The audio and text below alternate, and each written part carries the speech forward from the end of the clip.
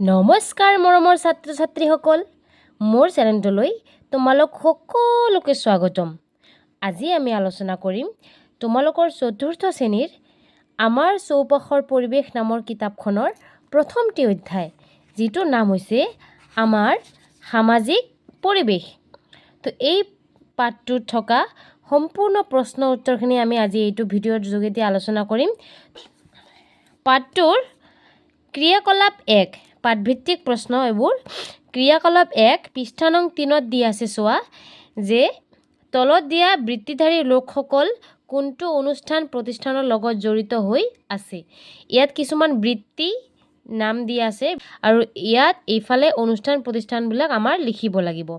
যেনে এটা উদাহৰণ দি আছে যে শিক্ষক, এজন শিক্ষকে কোনখন অনুষ্ঠান বা কোনখন প্ৰতিষ্ঠানত কি কৰে, কাম কৰে। কোনখন প্ৰতিষ্ঠানত কাম কৰে। তো শিক্ষক এজন কোনখন প্ৰতিষ্ঠানৰ লগত জড়িত, বিদ্যালয়ৰ লগত জড়িত। এইবোৰ মই ইয়াত লিখি দিছোঁ, তোমালোকে লিখি ল'বা। পশু চিকিৎসক, পশু চিকিৎসালয়। ডাকোৱাল ক'ত থাকে, ডাকঘৰ। গ্ৰন্থাগাৰত। আৰক্ষী, আৰক্ষী চকী। নাৰ্ছ, চিকিৎসালয়। তাৰপিছতে চোৱা কি আছে, বেংক মেনেজাৰ ক'ত থাকে, ক'ত কাম কৰে, বেংকত। উকিল, আদালতত। অগ্নি নিৰ্বাপক কৰ্মী কি কৰে, অগ্নি আৰু আপতকালীন সেৱা স্থানত কাম কৰে বা থাকে। চিকিৎসক, চিকিৎসালয়। ন্যায়াধীশ, ন্যায়ালয়। আৰু উপাচাৰ্য বিশ্ববিদ্যালয়ৰ লগত জড়িত। ঠিক আছে, তো এতিয়া আহোঁ আমি নেক্সট পেজলৈ। নেক্সট পেজত ক্ৰিয়াকলাপ 2ত কি দিয়া আছে, তলৰ তালিকাখনত দেখুওৱা বৃত্তিধাৰী লোকসকলৰ কাৰ্যসমূহ। এতিয়া কি কৈছে, আগৰ ক্ৰিয়াকলাপ 1ত আমি কি কৰিছোঁ যে কোনজন বৃত্তিধাৰী লোকে কি অনুষ্ঠানত কাম কৰে। এতিয়া দিছে যে সিহঁতৰ কাম কি, যেনে কি বৃত্তিধাৰী লোক খেতিয়ক, এজন খেতিয়কে কি কাম কৰে, খেতিয়কৰ কাম কি, শস্য উৎপাদন কৰা। ইলেক্ট্ৰিচিয়ানৰ কাম কি, বৈদ্যুতিক ব্যৱস্থা স্থাপন আৰু মেৰামতি কৰা। তাৰপিছত কি আছে, ৰাজমিস্ত্ৰী। ৰাজমিস্ত্ৰীটো সবেই জানা, কি ৰাজমিস্ত্ৰীৰ কাম কি, যে পকী ঘৰ সজা। পকী ঘৰবোৰ কোনে সাজে, ৰাজমিস্ত্ৰীয়ে সাজে। ঠিক আছে, আৰু মেৰামতি কৰা। এতিয়া ক'ৰবাত কিবা ভাঙিলে নাইবা নতুনকৈ কিবা বনালে এইবোৰ কি কৰে, ৰাজমিস্ত্ৰীয়ে মেৰামতি কৰি দিয়ে। তাৰপিছত দুটা কি আছে চোৱা, পাইপ মিস্ত্ৰী। এতিয়া পাইপ মিস্ত্ৰীয়ে কি কৰে, পাইপ লগোৱাই আৰু কি কৰে, মেৰামতি কৰে। কিবা ভঙা চিঙা হ'লে সেইবোৰ ঠিক কৰি দিয়ে। চাফাই কৰ্মীয়ে কি কৰে, ৰাস্তা ঘাট, নলা নৰ্দমা আদি পৰিষ্কাৰ কৰি ৰখা সিহঁতৰ কাম। আৰু শেষত আছে মোবাইল মেৰামতিকাৰী। মোবাইল মেৰামতিকাৰী মানে কি কৰে, মোবাইল মেৰামতিকাৰী মোবাইলেই মেৰামতি কৰিব। মোবাইল মেৰামতিকাৰীৰ কাম কি, মোবাইল মেৰামতি কৰা। এতিয়া আহোঁ অনুশীলনীলৈ। এতিয়া অনুশীলনীত চোৱা কি আছে, প্ৰথমতে তলত দিয়া প্ৰশ্নসমূহৰ শুদ্ধ উত্তৰ অনুযায়ী কাষৰ গোল চিনটো পূৰ কৰা। ঠিক আছে, তো ক নম্বৰত কি দিয়া আছে, কোনটো প্ৰতিষ্ঠানে জুই লাগিলে জৰুৰীকালীন সহায় আগবঢ়ায়। কাৰোবাৰ ঘৰত নাইবা কোনো দোকানত নাইবা কোনো ডাঙৰ কিবা অনুষ্ঠানত নাইবা ক'ৰবাত জুই লাগিলে কি হয়, আমাৰ কি হয়, দমকলৰ পানীৰে নাইবা মটৰৰ পানীৰে আমি সেই জুই নুমাবলৈ অক্ষম হওঁ, বহুত বেছি জুই লাগিলে। ঠিক আছে, তো তেতিয়া কি কৰোঁ, এটা প্ৰতিষ্ঠান আছে, সেইটো প্ৰতিষ্ঠানৰ নাম হ'ল অগ্নি আৰু আপতকালীন সেৱা কেন্দ্ৰ। এই প্ৰতিষ্ঠানটোৱে কি কৰে, জুই লাগিলে সহায় কৰে। খ নম্বৰ দি আছে, কোনটো প্ৰতিষ্ঠানে ঋণ প্ৰদান, ধন জমা ৰখা কাম আৰু ধনৰ লেনদেন কৰে।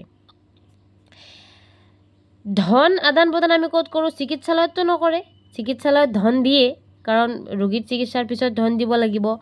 আৰক্ষী চকীত নকৰে, ক'ত কৰে, ধনৰ আদান প্ৰদান, লেনদেন, জমা ৰখা, ঋণ প্ৰদান ক'ত কৰে, এইবোৰ বেংকত। তো শুদ্ধটো হ'ব 3 নম্বৰ অপশ্যন, বেংক। ঠিক আছে, 3 নম্বৰত দি আছে, তলৰ কোনগৰাকীয়ে পকী ঘৰ সজা, মেৰামতি আদিৰ কাম কৰে। অলপ আগত তোমালোকে পালাই যে পকী ঘৰ সাজোতে এইটো কাৰ কাম আছিল, ৰাজমিস্ত্ৰীৰ কাম। ৰাজমিস্ত্ৰীয়ে পকী ঘৰ সাজে আৰু মেৰামতি আদিৰ কাম কৰে, হয়নে নহয়। তো অপশ্যন নম্বৰ 3 হ'ব শুদ্ধ উত্তৰ। এতিয়া আমি আলোচনা কৰিম 2 নম্বৰটো। 2 নম্বৰত কি দি আছে, যে উত্তৰ লিখা, হয়নে নহয়। তো উত্তৰ লিখা, ক নম্বৰ প্ৰশ্ন দি আছিল, সমাজৰ প্ৰাথমিক গোটটো কি।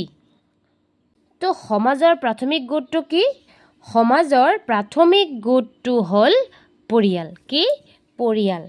2 নম্বৰত কি আছে চোৱা, সমাজৰ সকলোৰে সহযোগিতাত উদযাপন কৰা উৎসৱ এটাৰ নাম। তোমালোকৰ সমাজত বাৰু তোমালোকৰ জেগাখনত কি কি উৎসৱ পালন কৰা হয়? যিবোৰ উৎসৱত সকলো মিলি কাম কৰে, হয়নে নহয়? তো এনেকুৱা এটা উৎসৱৰ নাম মই ইয়াত দুৰ্গা পূজা বুলি লিখি দিছোঁ। তোমালোকে বেলেগ বেলেগো লিখিব পাৰা, যেনে বিহু আছে, ঈদ হয়, তাৰপিছত বৰদিন, এনেকুৱা বহুত ধৰণৰ উৎসৱ আছে, যিবোৰ উৎসৱ কি আমি সমাজৰ সকলোৱে মিলি উদযাপন কৰোঁ আৰু আনন্দ স্ফূৰ্তি কৰোঁ। গ নম্বৰ কি দিয়া আছে? ষ্টেডিয়াম কি কামৰ বাবে ব্যৱহাৰ কৰা হয়? তো ষ্টেডিয়াম খেলা ধূলা বা অন্যান্য অনুষ্ঠানৰ বাবে ব্যৱহাৰ কৰা হয়।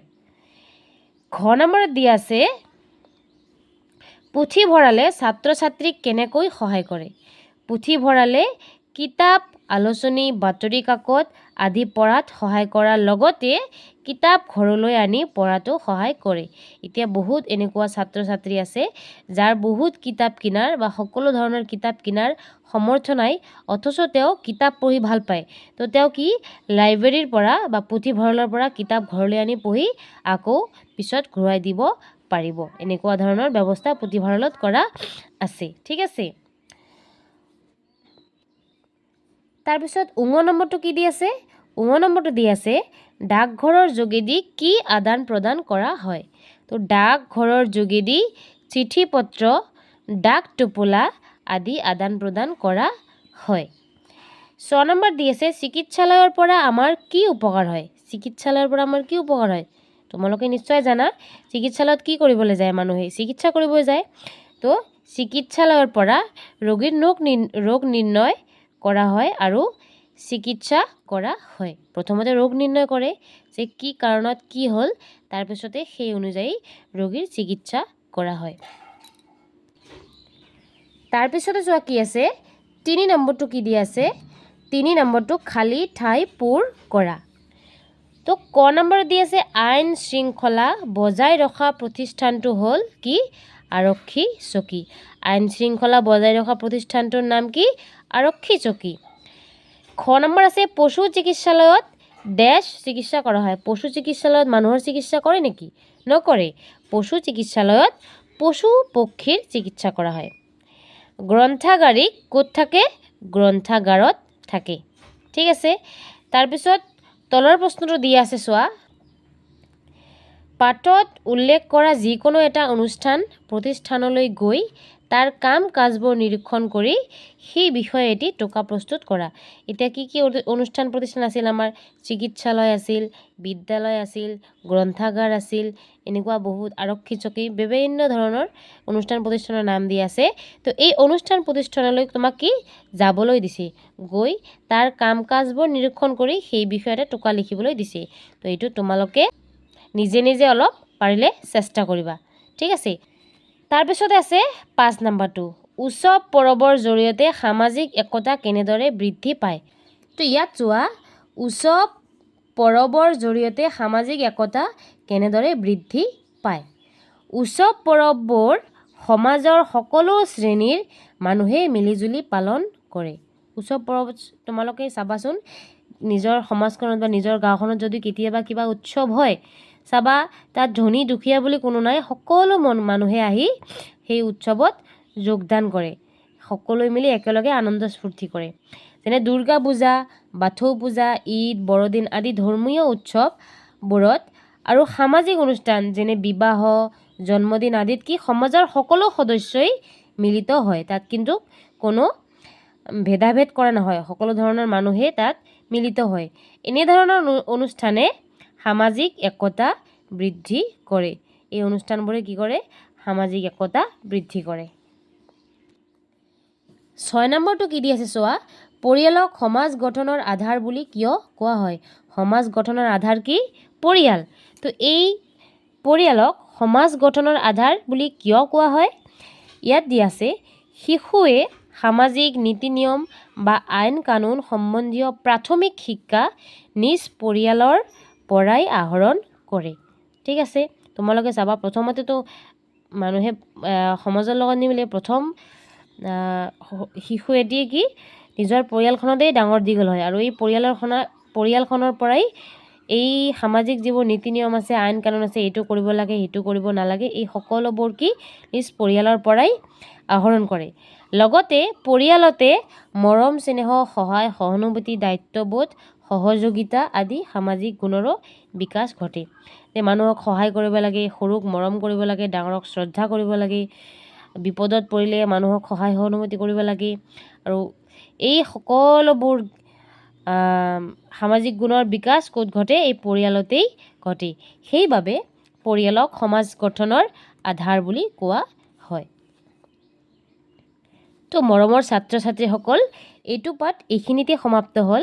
আমি ইয়াৰ পিছৰ ভিডিঅ'টোত 2 নম্বৰ পাঠৰ প্ৰশ্নৰ উত্তৰ আলোচনা কৰিম। গতিকে তোমালোকক যদি মোৰ ভিডিঅ'বোৰ ভাল লাগি থাকে তেনেহ'লে লাইক, কমেণ্ট আৰু শ্বেয়াৰ কৰিবলৈ নাপাহৰিবা। আৰু যদি এনেধৰণৰ ভিডিঅ' পাই থাকিবলৈ বিচৰা তেনেহ'লে মোৰ চেনেলটো ছাবস্ক্ৰাইব কৰিবলৈ নাপাহৰিবা। ধন্যবাদ।